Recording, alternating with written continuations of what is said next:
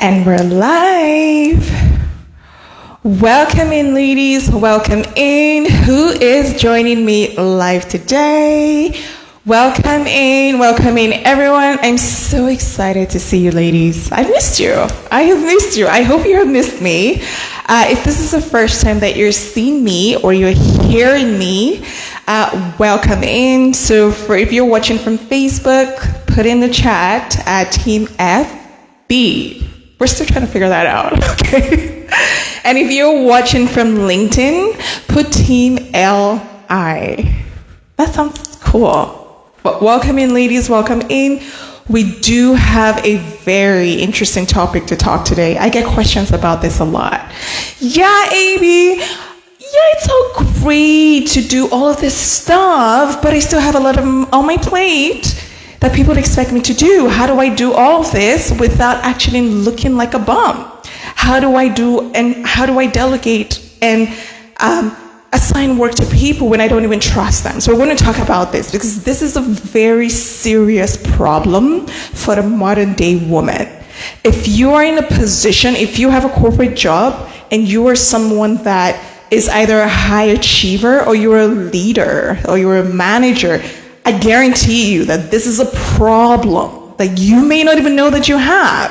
But I'm going to talk about the symptoms on what you can utilize to check if you have this problem. Every day in my conversations with women who are overwhelmed, this is something that I hear a lot. Baby, it's a lot. It's a lot. This is the word, this is a phrase. Yeah, a phrase. This is a phrase that I hear the most many times when I'm on a call with women. Abby, it's a lot. It's a lot. And before we get into, delving deeper into finding out why it's a lot for them, many times women who are very ambitious or women who are in leadership positions often take on too much, not consciously, not knowingly, but subconsciously, they feel like they have to take on a lot in order to be able to feel good about themselves where they are. I'm going to explain how all of this works together. So before I start the gist, welcome in, ladies, welcome in. I am so happy to see you. Again, if this is the first time that you're seeing me, my name is Abby, and I'm a life coach. So I primarily help women in the workplace, leaders, high achievers.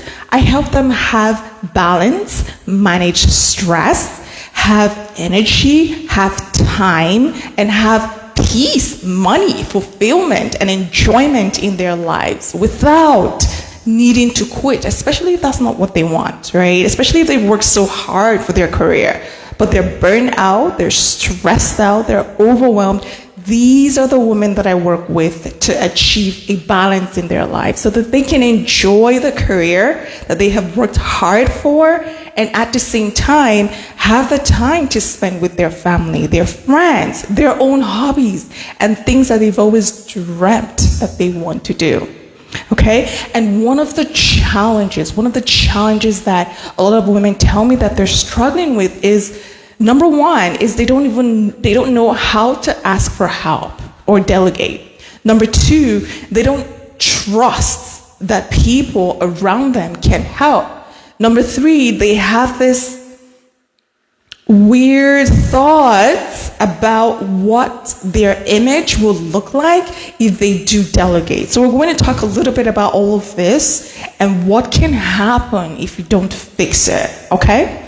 So I feel like when I say the word delegate, when I say, by the way, ladies, I have my notes here all the time. So if you see me looking down, I'm looking at my notes here. So when I'm talking with women on a day-to-day basis and they're telling me, okay, Abby, this is what I do at home, this is what I do at work, this is what I do with my team, and all that stuff, and I'm talking about delegate and whatnot, it sounds very trite, very commonplace, like, yeah, I should delegate. Yeah, of course I should delegate. Yeah, of course you should delegate. Right? So if you go on Google or you go to YouTube, wherever, and you search, how to delegate, you're going to see tips and tricks, and yeah, you should, give people more work. Yeah, you should do this and you should do that. What we're not talking about is these ideas that, especially higher achieving women, and the reason why I'm talking to you is because that's me. So in our head, we have certain things about the image that we are putting forward with people, and we fear that if we do certain things, we can lose face. We can lose our credibility. Suddenly, people are not going to trust us. And so when we start talking about all this tips and tricks, like, we are going to talk about that, but when we don't address the root of why so many women, especially women in leadership roles, why they're struggling with so much on their back, and it's not just at work, but also in the home. Some women tell me they're single moms, some others actually have partners, but they act like they're single moms because they're not leveraging the resources around them. That's part of delegation. So let's talk a little bit about this, girl, ladies. Let's get real here. So what are some of the things and some of the limiting thoughts that many working class women have in their head when it comes to actually asking for help? Because that's part of delegation. In simple words, delegation is actually leveraging the resources around you to be able to share the task that you have in your hand. And so one of the limiting thoughts that women tell me all the time is that they don't want to feel like they're just dumping work on their subordinates or their partners or their colleagues. They don't want to feel like, people are going to look at them like they're lazy and they're just giving away work that they're supposed to be doing by themselves. And the question that I ask them is, how did you rise to the position that you are? Clearly, there was something about you that people taught. People saw you and thought that this lady is exceptional. So how did you rise to the level that you are in your career? And then they tell me, and I say, all of a sudden now, people are going to have amnesia that you are this hardworking, get it done kind of person? Like, that's not how it works.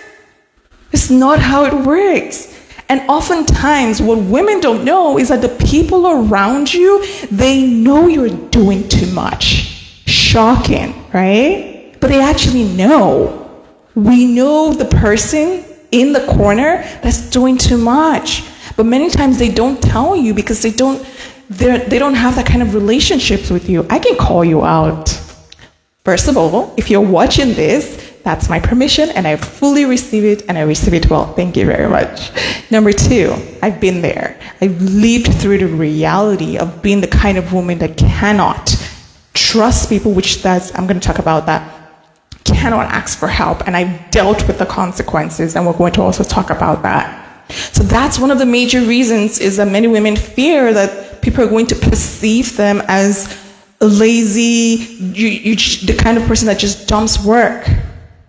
And I'm going to challenge that thought, and I'm going to ask you, how did you rise to your career? Did you rise to like that kind of person?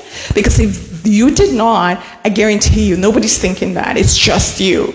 And even if they are, so what? You're this excellent. Like, the people that have this problem, the women that have this problem, I'm going to keep saying this. You are the kind of woman that gets the job done. You are extremely intelligent. You are excellent. You don't make excuses. You're like, this is it. Let's do it. So people are not thinking that you're just dumping work on them. They know you're credible. You're capable. You've got it. You've gotten to the level that you are for those same reasons. So all of a sudden, they're not going to have amnesia and say, oh yeah, she's the kind of person that dumps work. But even if they are, we're going to talk about how to deal with that, okay? The second thought, and this one is so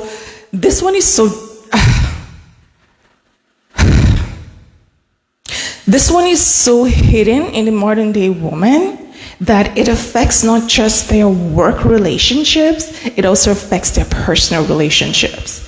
And the second major reason, and they don't know that this is the reason, but the second major reason is that they don't trust people enough to be able to complete whatever task that they've asked for their help. The other part of it is that they have this expectation and need to have things done a certain way. And so, again, they don't trust that people will be able to do it the way that they do it. So why even ask for help? Because nobody can do it like you, right? Nobody can do it like you. And for me, this was something that I struggled with.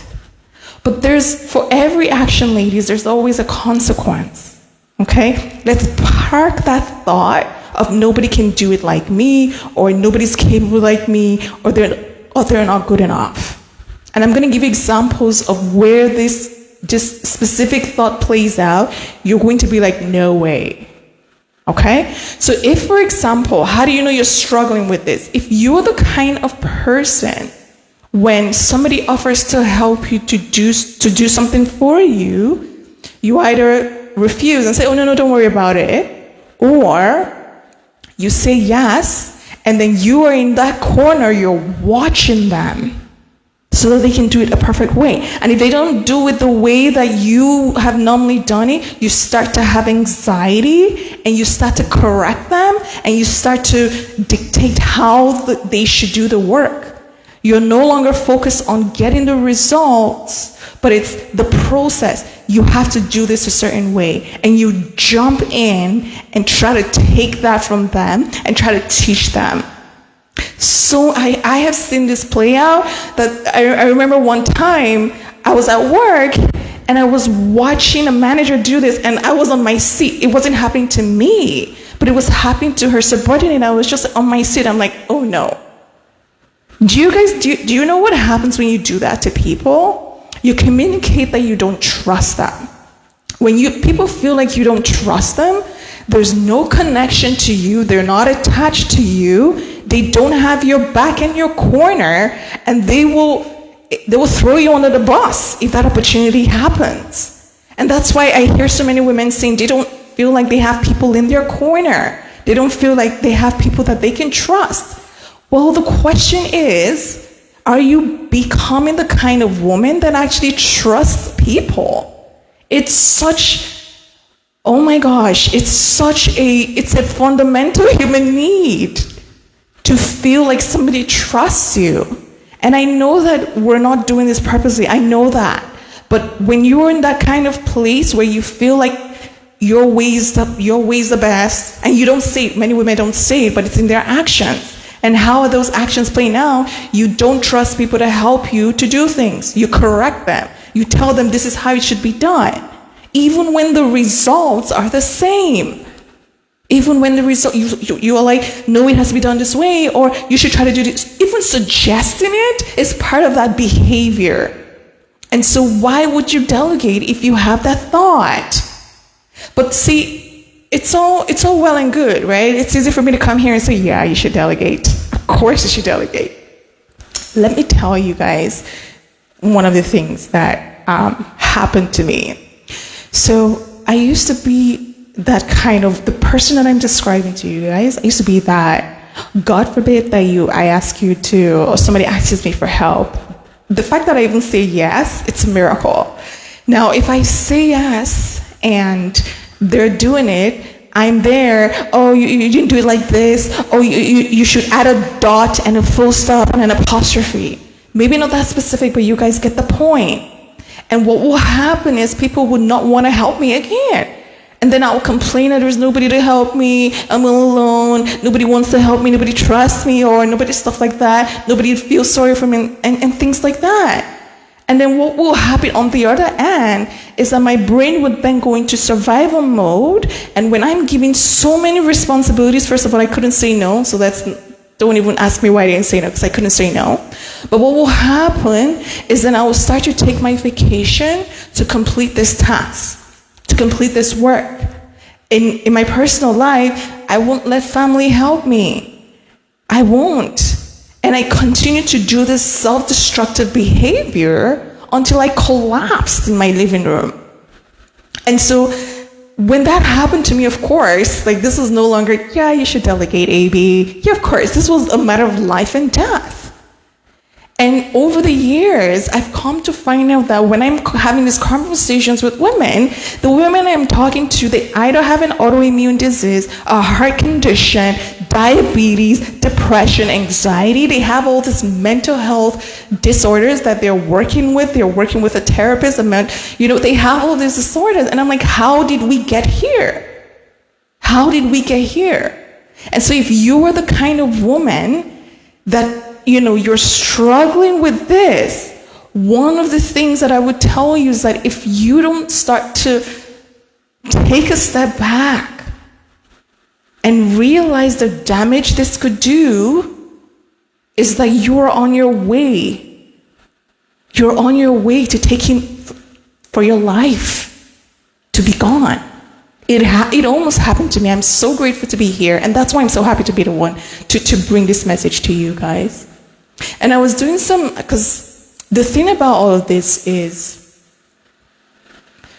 after what happened to me, I went into this mode of, okay, now I had healed, I had transformed myself, and when I started, helping women with this, I went into this mode of really going to the bottom of the root. Like, why is this happening to so many modern day women?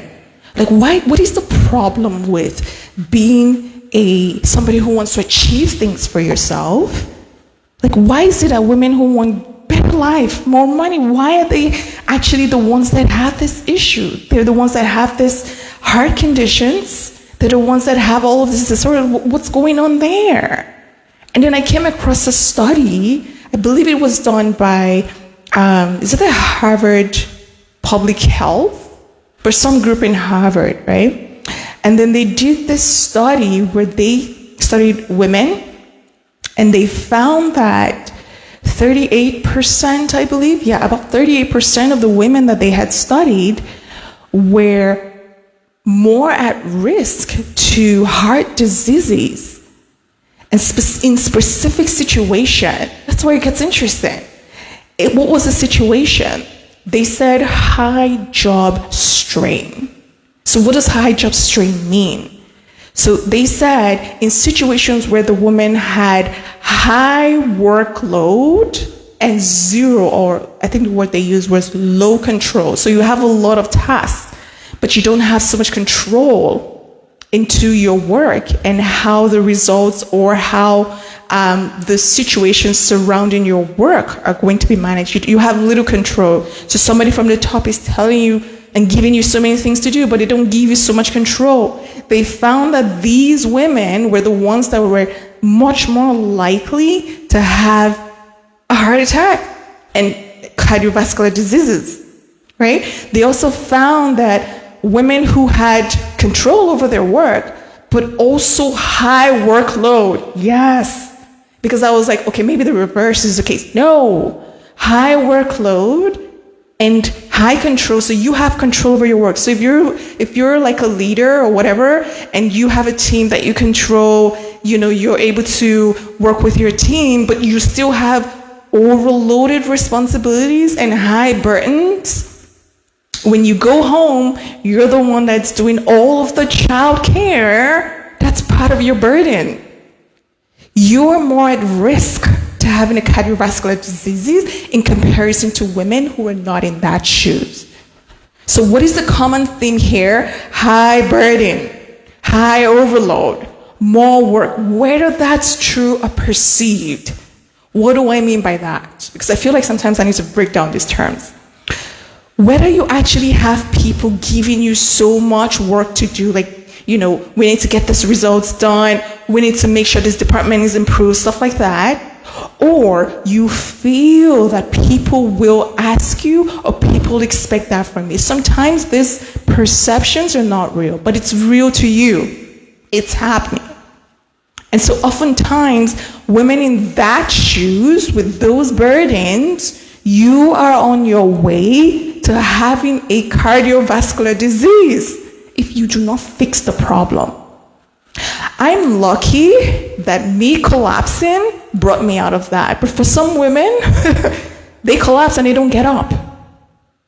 It all goes back to how are you managing yourself and your energy and making sure that you are not overloaded, whether real or perceived. I just explained what perception means. Whether you have these expectations for yourself or you feel like other people are expecting you, because after all, you are this high achiever. You have graduated, you've been in the corporate world for years, you have changed departments, you have done great work, and so you've created this image of yourself. And now when people think of you, they think of this excellent, do-it-all, just great leader. So that starts to create perceptions in your head. Whether people expect that from you, it doesn't matter. In your mind, it's true. And so what's going to happen is you're going to be living under that pressure. And eventually that pressure will translate into whether it's a heart disease or a mental health disorder.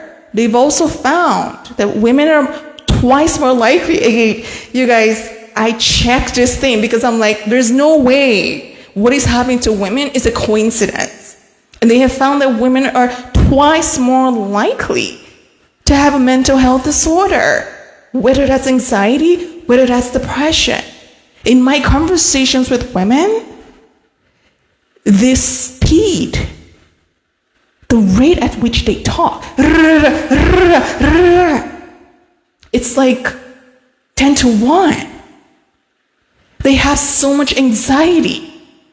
They're taking medications, but some of them tell me that it's still there. So much anxiety. Like when I'm in their presence and I'm just listening, it's like they've said, how do I describe this? It's almost like someone who's been being chased by a lion. All of a sudden, they're now in a place where they can talk, and so everything comes out. And I'm just feeling their energy, and it's like this. It's like this. Think about what that's doing to your body, because that's essentially a symptom of someone who's stressed out. Is the pace at which you talk, the speed increases, right? You talk faster because your body feels like you need to run away, so you don't have time to relax and chill. Right? So think about what happens when you constantly live in a state of stress. I haven't even talked about being burned out, because that happened to me. And so all of this behavior is back to the need to delegate. Why is this important? Remember the study said high load, whether perceived or real, high burden. Delegation is one of the tools that you can use to bring down your burden. Even if you have no control, and we'll talk about that, even if you feel like you have no control, reducing your perception of how much you feel you need to do for other people will reduce the risk of you developing a heart disease or even being burned out. But all of this cannot happen if you are in a place where you cannot trust people around you, or you feel like, oh, I'm dumping work on them. None of that can happen, because those thoughts will block you. They'll block you. Okay? So how are we enjoying this training so far?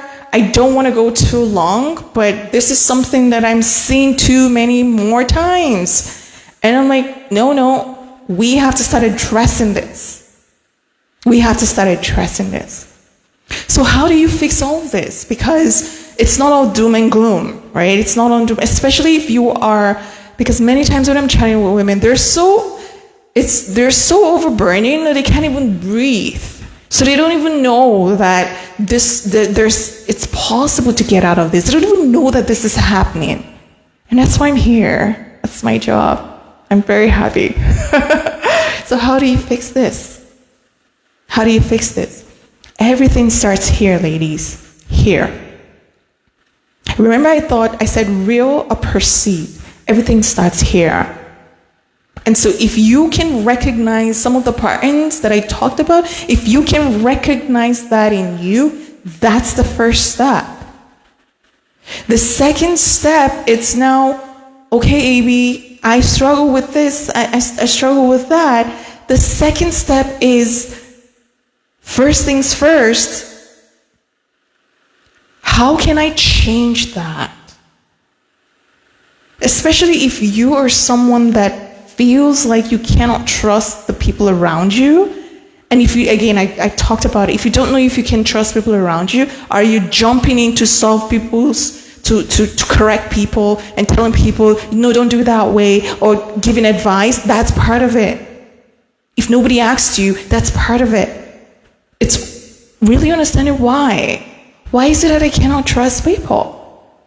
I was chatting with a client of mine the other day I remember our first call, and she had this person on her team that was pretty much not doing much. I said, why can't you give them some of the tasks? And she's like, I just don't trust them. I said, why? And then she referred to certain things. I'm like, okay, how do we move past that?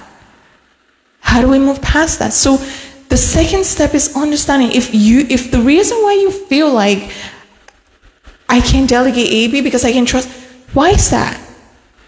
Is it because you grew up with people and you couldn't trust people? You have a family with people, you have family members that you cannot rely on and you cannot trust, and now you've taken that behavior into the workplace? You have a partner who's pretty much like your third child or your fourth child, and you don't trust? And I'm using that term because many women tell me this all the time.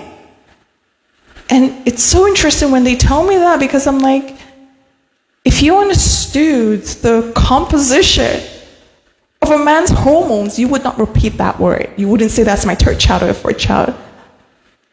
If you understood the level of testosterone that allows men to be physically stronger, you would not even repeat that. But if there's no space for people to help you, and when they try to help you, you gotta criticize them or try to correct them, it's a turn off for anyone. So they will not volunteer to help you, or they'll pretend that they don't notice that you're overworked because they don't want to help you. They're not gonna get any reward for that. Is it fair? We're not talking about fairness, because sometimes women would tell me, is it fair? I'm like, look, this is a human being. This is human nature. Let's work with it. Let's work with it and get you the help. So understanding the why. Why is it that I'm struggling to allow people to help me? What is it? Where is this fear coming from? Is it that, again, I fear that my reputation, if they don't do the work well, my reputation is going to be affected? Why is that? Why is it that now your identity is tied to high performance? And so all of a sudden now, if you're not overperforming, you feel like a loser, or you feel like you're worthless, or you feel like you're not good enough, because that's all you've ever known. That's what people have congratulated you for. That's what people know you for. So all of a sudden now, when you start sharing those burdens, what kind of woman do you become? These are real issues that women have, especially high achievers. These are real issues. So is that the case? Is that because depending on where you're stuck, that's where solution can come. Because you're going to have to go deeper and really understand, where is that fear? Because at the end of the day, those thoughts, whether it's you fear that people will think you're dumping on you, you're dumping on them, or you can trust them, it all goes back to fear. Where is that fear coming from? And then the other aspect to this is starting to pretty much flip the script. This was something that was very, very hard for me, because I had all of these thoughts. Oh, they're not going to trust AB now. Oh, they're not going to come to me, because people knew me as the person that would get the specific thing done. So if I share that workload, well, they're not going to come. They are now going to come to 2 people or 3 people. They're going to trust me, right? Or is it that, okay, something's going to go wrong? If something goes wrong, what will happen? Will you get fired? Is that the fear? Because these are things, and these are real reasons that could be blocking you from actually becoming the kind of woman that can share and allow people to help her. That's what delegation means. And then let's also talk about what it's going to do to the people around you when you become that kind of person. When people start to feel like you trust them, your reality will change. My reality changed. You start to open up space for better that can come your way. Now, because you're not bogged down with so much, now you start to open up space for better. People start having your back. This is important if you're in the corporate world. You need allies. You cannot have allies. As a woman, you need allies, whether you like it or not. If you are a female leader, you even need more allies. You need people in your corner. But you cannot have this if you are coming from a place of, I don't trust this, I don't trust that, and all that stuff. I'm not saying you should you should treat people like your family, or what's the word? Treat them like you're in a marriage or something like that. That's not called for. That's even inappropriate. But there's some level of trust that is needed to build an authentic connection with people where they feel like if something happens to you, they've got you. You need that. Women have told me, AB, I feel stressed out because I don't feel like I have support. You were built and designed physically, emotionally, psychologically, and spiritually to have support. To have support. Otherwise, your anxiety will be through the roof. And part of getting this support is becoming the kind of person that it's not just trustworthy, but is able to trust the people around her. Okay? I don't want this to be too long, but if you're someone that is struggling with this and you don't know where to start from, you're feeling overwhelmed, overburdened, you're afraid of being fired, or you feel like you don't have trust and support, you feel like you cannot trust the people in your life, you feel like you're so overburdened and there's no way out for you, the only way is to quit, you feel like you're struggling to get up from the bed in the morning because you're so burnt out, you don't even care anymore about your work, or even your family, or even your children. Yes, women have told me that. You feel resentful and bitter and angry. Why is it that you have to do everything by yourself? If that's you, let's talk. Let us talk. So whether you want to raise your hand in the comments, or you want to send me a DM, because women have told me they don't want their employer to see them type in a comment about this. That's fine. Send me a DM. Let's talk. We have 10 weeks before we get into 2025. Don't go into 2025 in this state. Okay? If you guys have any questions for me, feel free to put them in a chat, or you can send them to me privately. I will go through them. I have someone who's working with me. We're going to go through them. So if you've sent me something I haven't responded, I'm going to respond. Just give me some time, okay? If you have any other concerns or anything of that sort, feel free to let me know. But I hope you guys enjoy this training. I do have more coming up for you. I also have a masterclass that I'm still in right here. I don't know. I'm excited for that. But when it's time, I will announce it. Okay? But other than that, ladies, I enjoyed today's session. There's clearly more that's coming up for me that I need to schedule maybe a part 2. But I need to end this now because I do have something else. But other than that, ladies, I will talk to you, or I will see you when next I see you. Bye.